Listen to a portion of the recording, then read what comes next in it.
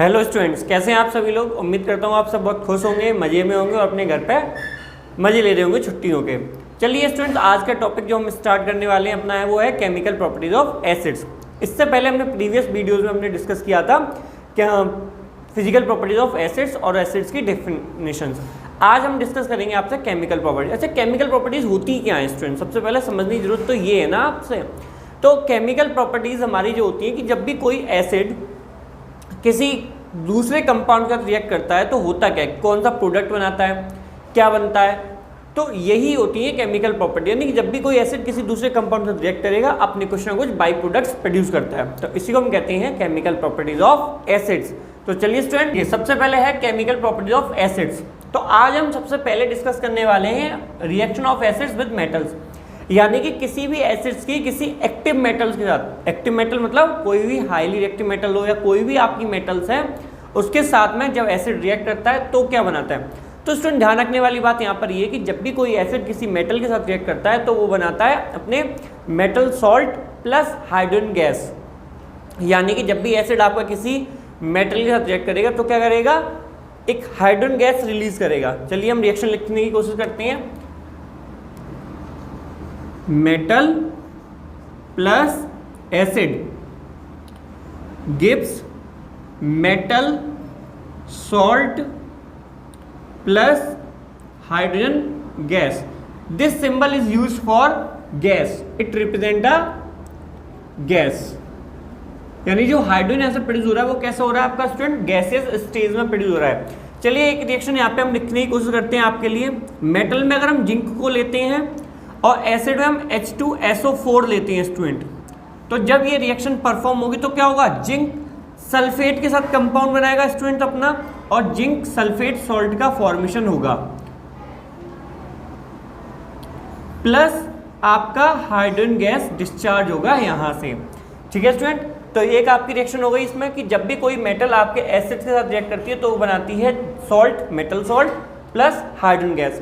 अच्छा चलो एक रिएक्शन और देखने की कोशिश करते हैं स्टूडेंट। यहाँ पे हम आपके साथ में आयरन की रिएक्शन कराते हैं, यानी कि Fe की रिएक्शन कराते हैं अगर हम HCl के साथ में, हाइड्रोक्लोरिक एसिड के साथ में स्टूडेंट्स। तो यहाँ पर क्या होगा हमारा, जब भी हमारा आयरन हाइड्रोक्लोरिक एसिड के साथ रिएक्ट करेगा तो क्या बनेगा, आपका FeCl2 बनेगा।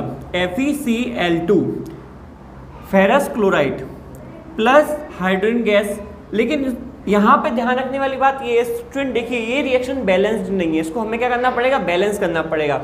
जैसे यहाँ पर हमारे देखिए हमारे प्रोडक्ट साइड में 2 हाइड्रोजन के मॉलिक्यूल्स हैं, बट यहाँ पे हमारा हाइड्रोजन का एक ही मॉलिक्यूल है, तो हमें बैलेंस करने के लिए क्या करना पड़ेगा, 2 को ऐड करना पड़ेगा। अब देखिए हाइड्रोजन भी बैलेंस हो गया और क्लोरीन भी बैलेंस हो गया, प्रोडक्ट और रिएक्टेंट साइड में हमारे दोनों ही चीज़ें बैलेंस्ड हो गई स्टूडेंट।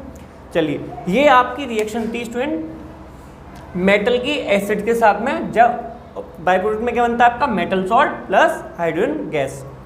चलिए नेक्स्ट टॉपिक की अगर हम बात करते हैं स्टूडेंट, चलिए सेकंड रिएक्शन की बात करते हैं स्टूडेंट। अब हम आपसे reaction of acids with metal oxides. इससे पहले हमने मेटल की रिएक्शन एसिड के साथ की थी, अब हम मेटल ऑक्साइड्स की रिएक्शन लिखते हैं। चलिए मेटल ऑक्साइड्स में क्या होता है, जब भी मेटल ऑक्साइड्स आपके मेटल ऑक्साइड्स रिएक्ट करते हैं आपके किसी एसिड के साथ तो आपका बनता है क्या, मेटल सॉल्ट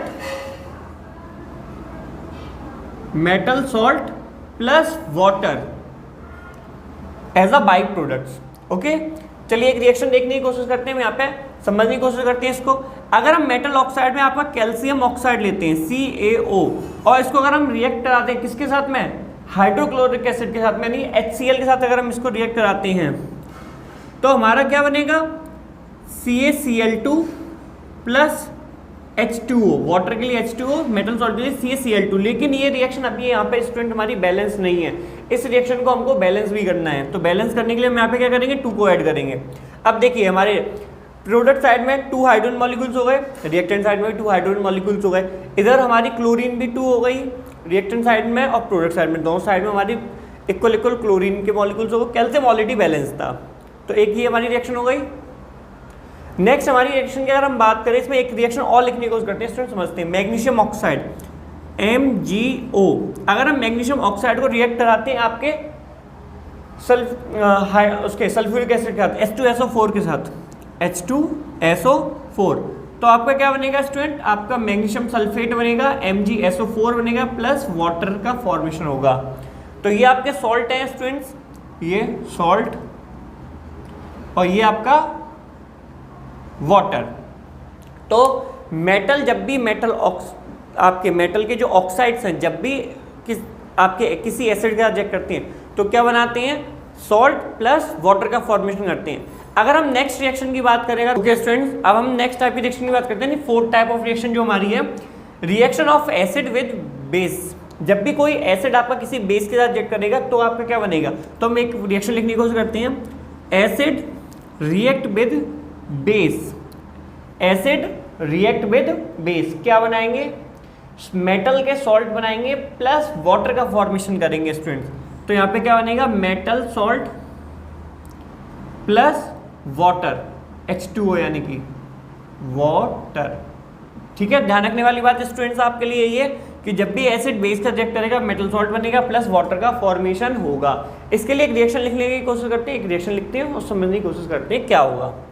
एसिड के लिए आप HCl एसिड को ले सकते हैं और बेस के लिए आप सोडियम हाइड्रोक्साइड को ले सकते हैं, NaOH।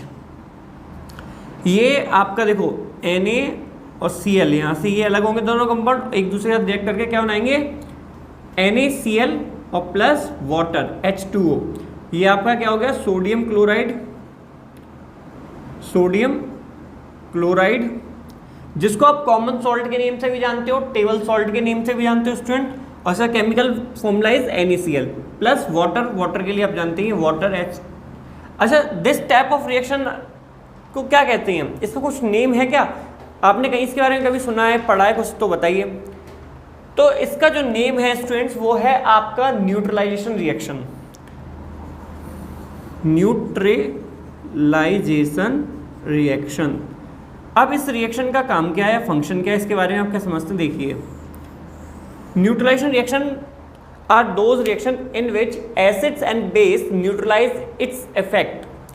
When acids and base neutralize its own effect by reacting with each others, those kind of reaction is called neutralization reaction। जब भी कोई एसिड किसी बेस के साथ रिएक्ट करेगा तो एक दूसरे के इफेक्ट को यानी कि कैंसिल आउट कर देते हैं, न्यूट्रलाइज कर देते हैं। जैसे एसिड जब बेस का रिएक्ट करेगा तो बेस के इफेक्ट को यानी बेसिक नेचर को कैंसिल कर देगा, और बेस क्या करेगा, एसिड के नेचर को कैंसिल कर देगा, न्यूट्रल कर देगा। तो इस तरीके की रिएक्शन जिसमें जो आपके प्रोडक्ट्स हैं वो कैसे न्यूट्रल फॉर्म में हैं, ना तो वो एसिडिक हैं ना ही वो बेसिक हैं, ऐसी रिएक्शंस आपकी होती है न्यूट्रलाइजेशन रिएक्शंस। तो स्टूडेंट्स यहाँ पे हमारा केमिकल प्रॉपर्टीज टॉपिक तो खत्म हो गया। ये 4 टाइप की मेन रिएक्शंस थी आपकी एसिड्स की, जिसमें सबसे पहले आपने पढ़ा मेटल ऑक्साइड्स, सॉरी मेटल्स के साथ में एसिड्स की रिएक्शन, दूसरी मेटल ऑक्साइड्स पढ़े हैं आपने, थर्ड मेटल कार्बोनेट और metal hydrogen carbonates, fourth reaction थी एसिड बेस रिएक्शन, यानी कि जिनमें 22 वर्षा होता है बेस की एसिड का, एसिड की बेस का। ये रिएक्शन हम आगे भी फिर से पढ़ेंगे, जब हम बेस टॉपिक को डिस्कस करेंगे अपने नेक्स्ट वीडियो में तो हम इसको फिर से पढ़ेंगे, डिस्कस करेंगे। अब स्टूडेंट जो हमारा नेक्स्ट टॉपिक रहने वाला है वो रहने वाला है बेस। तो अभी हम अपने अगले नेक्स्ट जो वीडियो बनेगी वो हमें बेस के ऊपर बनाएंगे।